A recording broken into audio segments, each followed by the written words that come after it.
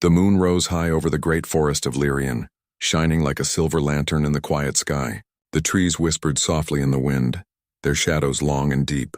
Every year when the moon reached its highest point, the midnight hunt began. It was not a hunt for animals. It was a hunt for destiny. Beneath the forest canopy, glowing lanterns floated in the air, lighting up the ancient path. Cloaked figures moved quietly, each wearing a mask that hid their face.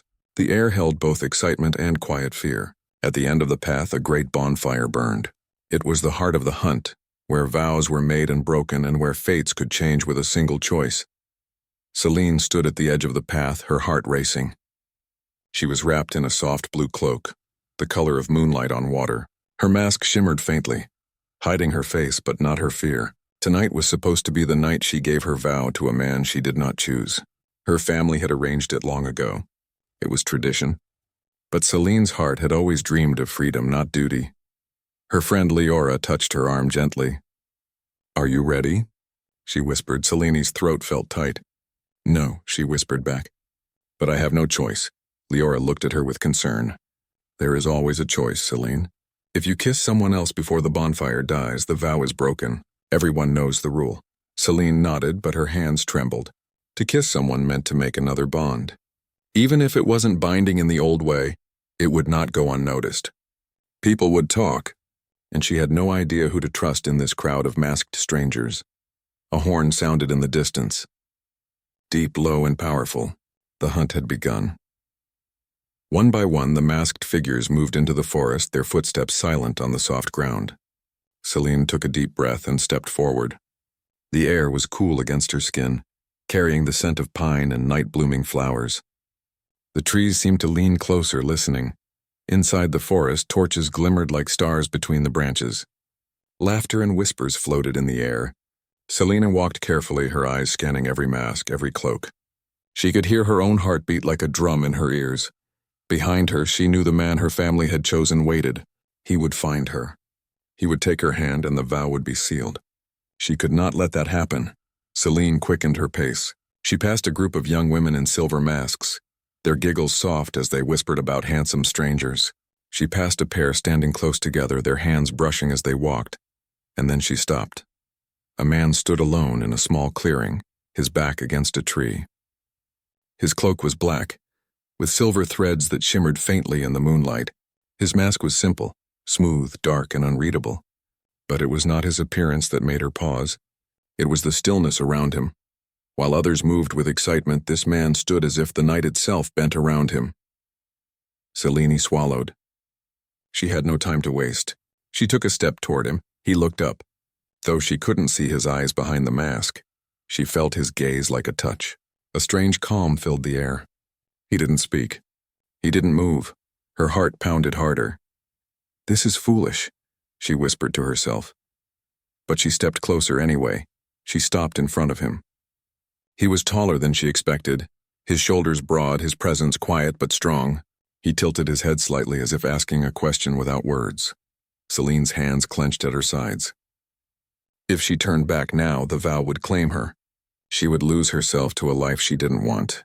This was her only way out. "Forgive me," she breathed softly.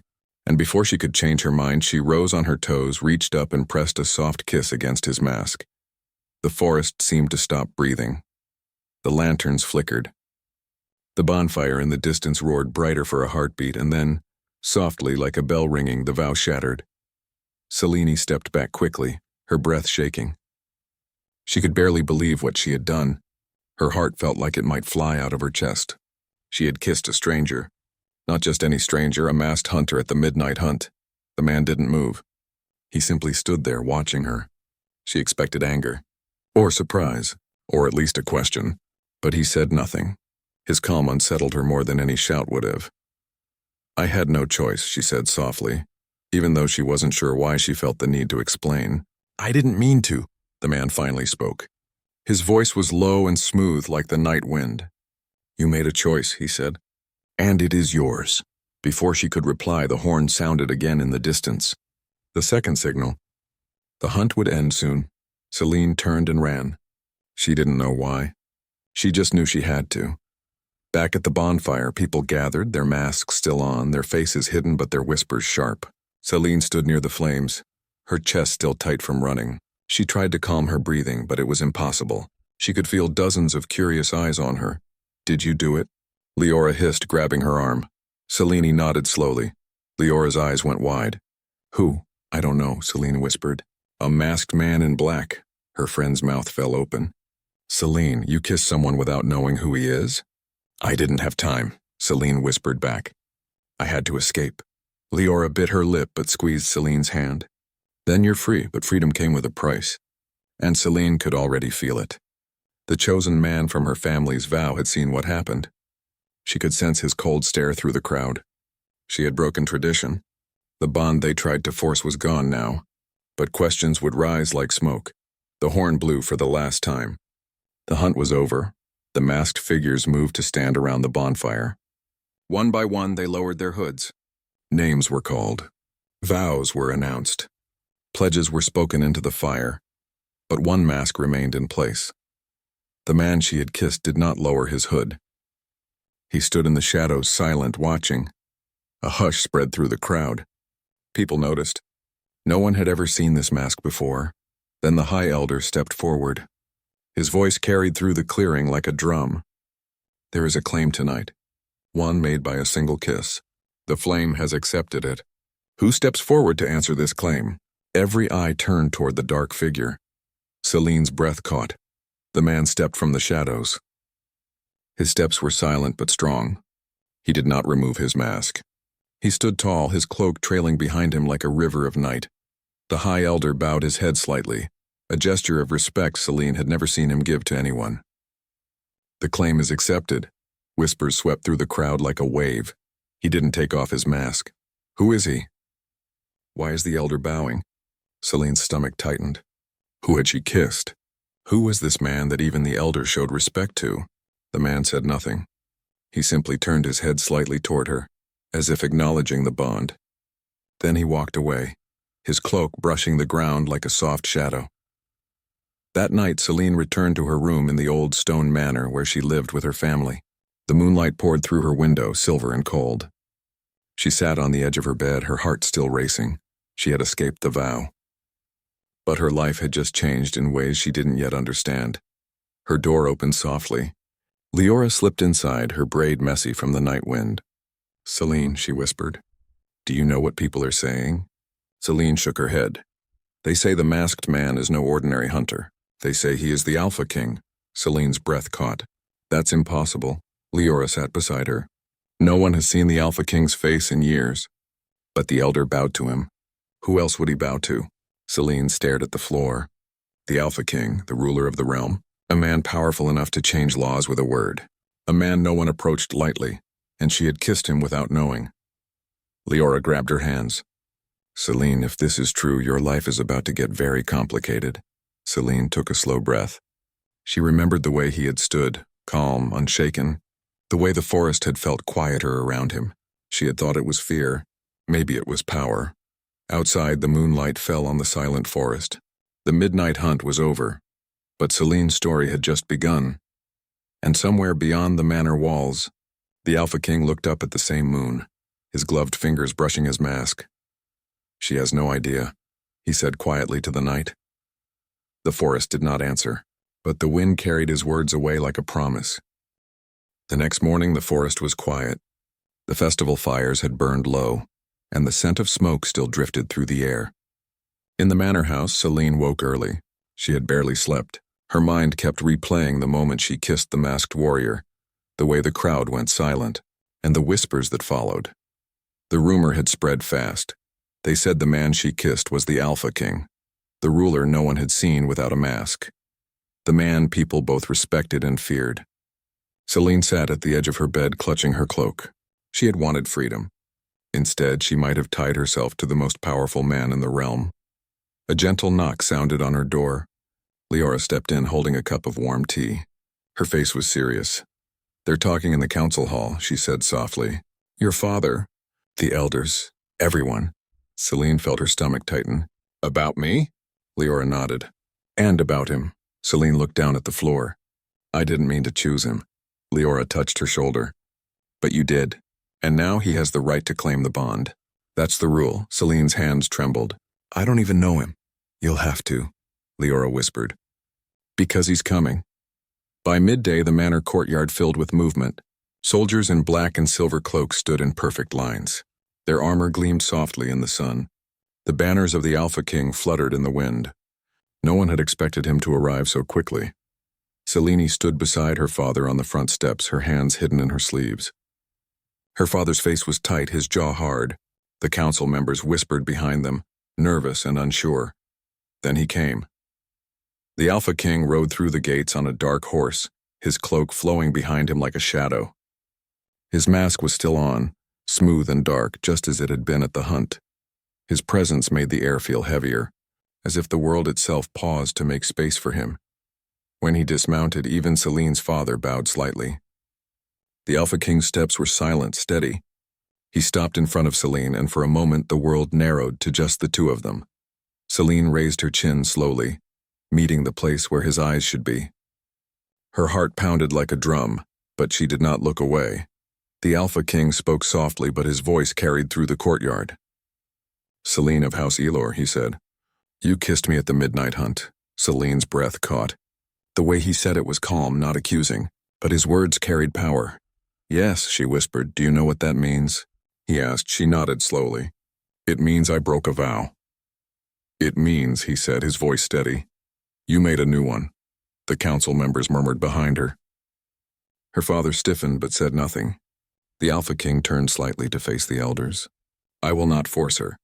But the bond is real. The flame accepted it, and I have come to honor it. Selene stared at him.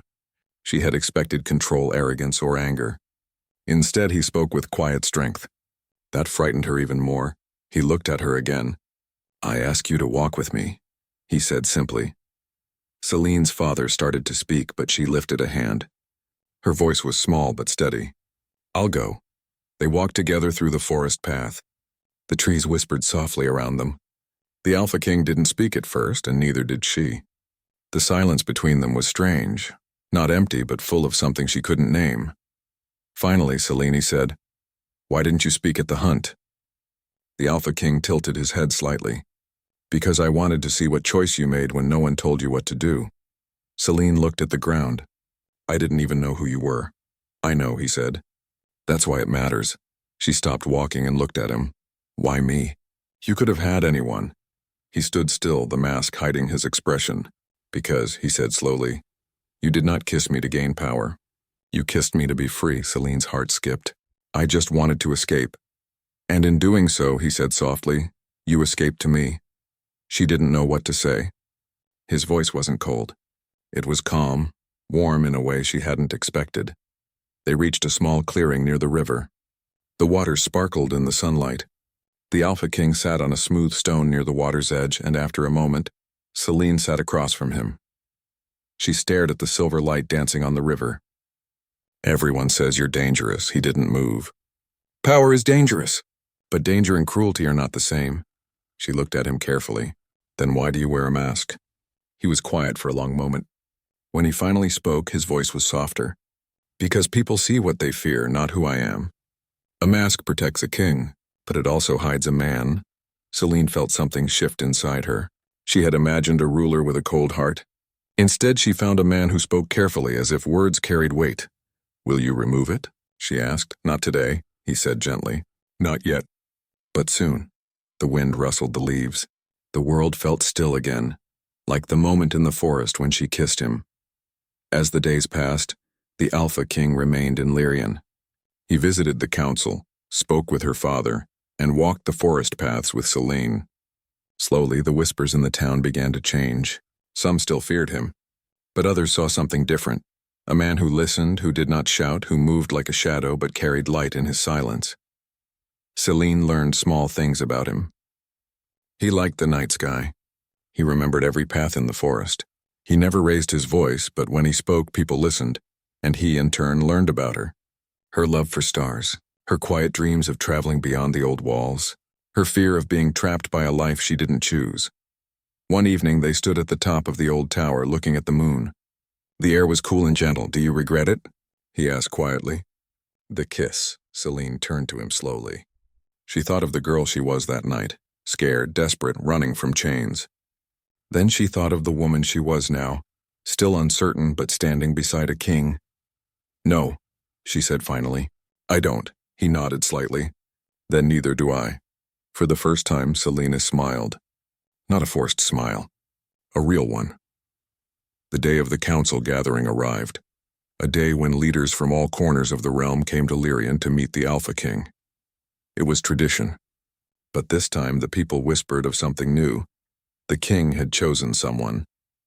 Celine stood in the great hall wearing a simple white gown. Her hands were cold, but her heart was steady.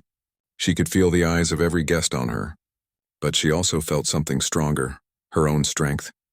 The Alpha King entered the hall. The room fell silent as he walked to the center. He wore the same black cloak, the same mask. His presence filled the room like a storm without thunder. He stopped in front of Celine.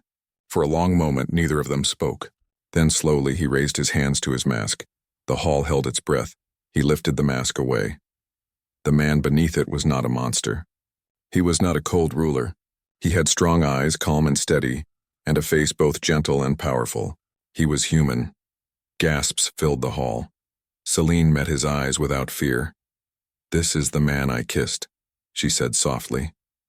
And for the first time in many years, the Alpha King smiled. The gathering continued. Some were shocked. Some whispered.